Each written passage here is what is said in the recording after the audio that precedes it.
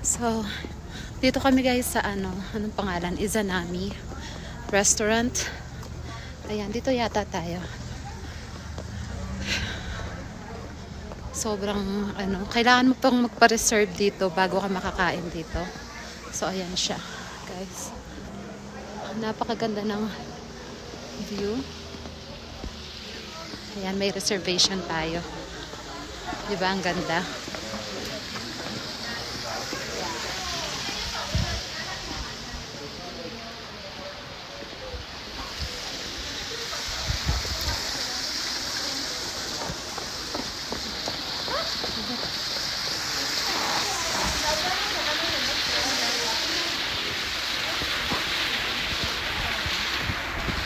Ayun. Excited much. Look at this. Yung sa akin na ano. Oo nga eh.